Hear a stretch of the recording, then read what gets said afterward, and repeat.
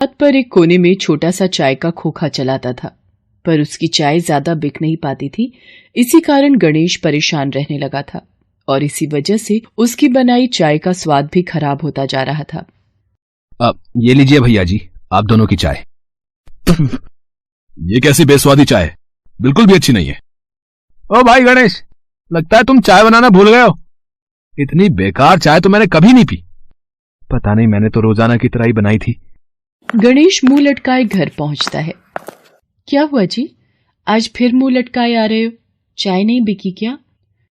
कहाँ बिकी, सिर्फ 8 चाय ही बेच पाया। पता नहीं, लोगों का कहना है मेरी बनाई चाय में स्वाद ही नहीं रह गया। कैसे काम चलेगा जी, अब तो बारिश का मौसम भी शुरू होने वाला है, फिर तो और ग्राहक कम हो जाएंगे। मैंने तो सब कुछ भगवान पर छोड़ दिया है, उनकी जैसी इच्छा। मॉनसून शुरू हो गया था। रोजाना की बारिश में गणेश थोड़ी बहुत चाय बेचता और घर लौट आता। ऐसे ही एक दिन बहुत मूसलाधार बारिश हो रही थी।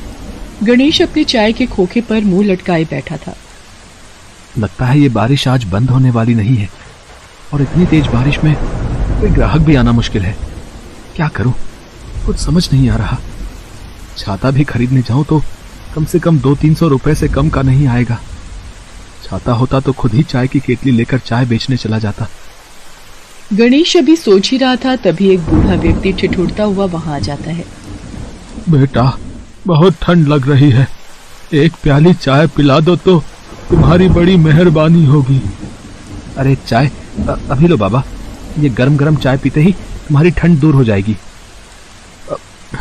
चाय तो बहुत स्वादिष्ट है बेटा, तुमने तो मुझे चाय पिला दी, और मेरे पास तुम्हें देने के लिए पैसे नहीं हैं। कोई बात नहीं बाबा, इतना परेशान मत हो, मैं आपसे पैसे नहीं मांग रहा। पर ऐसे कैसे बेटा, एक काम करो, तुम ये छाता रख लो, पुराना है इसलिए इसमें कुछ छेद है, पर अगर तुम्हारे काम आ जाए। बाबा, अगर आप ये छाता मुझे दे दोगे तो आप क्या लोगे? बेटा, इस छाते की जरूरत मेरे से ज्यादा तुम्हें है। मैं जानता हूँ तुम्हारे पास छाता नहीं है और तुम छाते के बिना चाय बेचने नहीं जा पा रहे हो, और मैंने तो ये बड़ी पन्नी ओढ़ रखी है, तुम मेरी चिंता मत करो। शुक्रिया बाबा, आपने ये छतरी देकर मेरी परेशानी कम कर दी। गणेश को छतरी देकर बूढ़ा व्यक्ति मूसलाधार बारिश में ओझल हो गया। छतरी में थोड़े छेद हैं, पर इस मूसलाधार बारिश में कुछ तो काम आ ही जाएगी। भला उन बाबा का, बेचारे एक प्याली चाय के बदले मुझे अपनी छतरी दे गए। अब जल्दी से चाय बेचने चला जाता हूँ। भैया जी, गरम गरम चाय दे दूं? बारिश का मौसम है, चाय पीने का अलग ही मजा आ जाएगा। अरे ये तो गणेश चाय वाला है, इसकी चाय में तो बिल्कुल भी स्वाद नहीं है। हाँ कोई नहीं भाई, बारिश में अब ये वाली चाय पीकर काम चला लेंगे। लाओ गणेश, 2 कप दे दो। गणेश की छतरी के छेदों में से पानी की बूंदें लगातार टपक रही थी। गणेश वहां खड़े कुछ लोगों में से 2 लोगों को चाय देता है। भाई वाह, है क्या चाय है भाई, है गणेश, आज तो तेरी चाय में कुछ अलग ही स्वाद है भाई, है? अरे भाई साहब, ये चाय नहीं, अमृत है, अमृत। इतनी अच्छी चाय तो मैंने आज तक किसी भी चाय वाले से नहीं पी। अब ऐसी बात है तो 1 कप चाय मुझे भी दे ही दो। है? हाँ, मुझे भी, मैं भी तो देखूं आखिर इस चाय में ऐसी क्या बात है जो सब इतनी तारीफ कर रहे हैं। देखते ही देखते गणेश के आसपास लोगों की भीड़ लग गई। गणेश ये देखकर हैरान था। क्या मैंने सचमुच आज चाय बहुत अच्छी बनाई है? हे भगवान, तेरा लाख लाख शुक्र है, आज तो मेरी 50 कप चाय बिक गई। माया भी ये बात सुनकर बहुत खुश होगी। अरे, आज तो आपके चेहरे पर उदासी की जगह मुस्कान दिखाई दे रही है। क्या कहूँ भाग्यवान, बात ही कुछ ऐसी है, तुम सुनोगी तो तुम्हें भी बहुत खुशी होगी।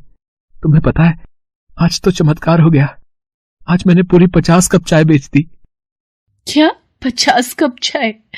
ये तो सचमुच चमत्कार हो गया। कहाँ तुम्हारी सिर्फ 5 या 6 चाय बिका करती थी। अब तुम ऐसे ही नाप तोल कर चीनी पत्ती और दूध डाला करो, फिर देखना तुम्हारी चाय ऐसे ही बिका करेगी। तुम ठीक कह रही हो, अब से मैं ऐसा ही करूंगा। गणेश अब रोजाना ही ज्यादा चाय बनाकर बेचने के लिए निकल जाता था। अब तो दिन पर दिन उसकी बिक्री बढ़ने लगी। धीरे धीरे गणेश की चाय सबको पसंद आने लगी और ज्यादा से ज्यादा लोग चाय पीने लगे। गणेश के पास अब पैसों की भी कोई कमी नहीं रह गई थी। एक दिन, सुनो जी, क्यों ना तुम एक नई छतरी खरीद लो और ये पुरानी छतरी मत ले जाया करो। वैसे भी इस छतरी में बहुत छेद हैं, जिनमें से बारिश का पानी लगातार टपकता ही रहता है। हाँ, बात तो तुमने बिल्कुल सही कही। मैं आज ही एक नई छतरी खरीद लेता हूँ और कल नई छतरी लेकर ही चाय बेचने जाऊंगा। गणेश बाजार से नई छतरी खरीद लाता है और अगले दिन वो पुरानी छतरी को घर पर रखकर नई छतरी लेकर चाय बेचने जाता है। अरे गणेश, आ गया है? जल्दी से चाय दे दे भाई, हमें तो तुम्हारी चाय का इंतजार हो रहा था। हाँ, ओ गणेश, तुम्हारी चाय इस बारिश के मौसम में सारी ठंड दूर भगा देती भाई। थू थू, कितनी घटिया चाय है, बिल्कुल बेस्वादी। ये पहले जैसी चाय नहीं है भाई। ये लो, पकड़ो अपने पैसे, तुम्हारी चाय नहीं पीनी हमें। मैंने तो रोजाना की तरह ही चाय बनाई थी, पर आज मेरी चाय में वो स्वाद क्यों नहीं आया? गणेश उदास मन से घर आ जाता है।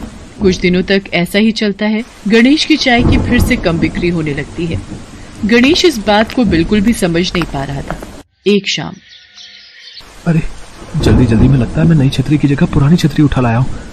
बारिश तो बहुत तेज है, अब यही छतरी लेकर चाय बेचने चला जाता हूँ। बाबूजी, गरम गरम चाय दे दूं? बारिश बहुत तेज है, ठंड दूर हो जाएगी। आ गए तुम फिर से वही बेस्वादी चाय लेकर, हैं? क्यों भैया, क्या हुआ?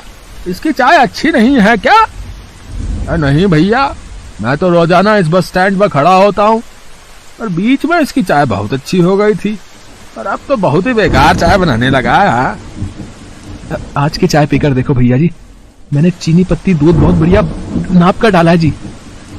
मैंने तो तुम्हारी चाय कभी पी नहीं है, लाओ मुझे एक कप दे ही दो। अरे वाह, चाय तो बहुत ही बढ़िया और कड़क है। एक काम करो, एक कप और दे दो। क्या गणेश की चाय में स्वाद है? गणेश, मुझे जरा एक कप चाय तो दो।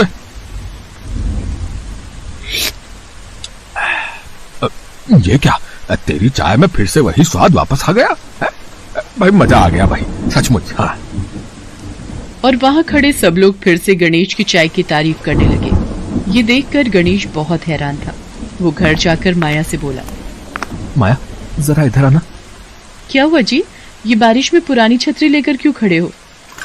जरा ये चाय पीकर बताना। ये चाय तो बहुत ही स्वादिष्ट है जी। मैं सब समझ गया माया, ये कोई मामूली छतरी नहीं है, ये एक जादुई छतरी है। मैं जब भी इस छतरी को लेकर चाय बेचने जाता हूँ, मेरी बिक्री बहुत अच्छी होती है। आज मैं नई छतरी ले जाने की जगह ये पुरानी छतरी ले गया। आज मेरी चाय की बिक्री बहुत ज्यादा हुई। अब ये छतरी से चाय पर टपकती बारिश की बूंदें मानो या फिर जादुई छतरी का चमत्कार मानो, ये छतरी मेरे लिए अच्छी किस्मत बनकर आई है। सही कह रहे हो जी। अब तुम इस छतरी को अपने से दूर कभी मत करना। बिल्कुल नहीं भाग्यवान, कभी नहीं।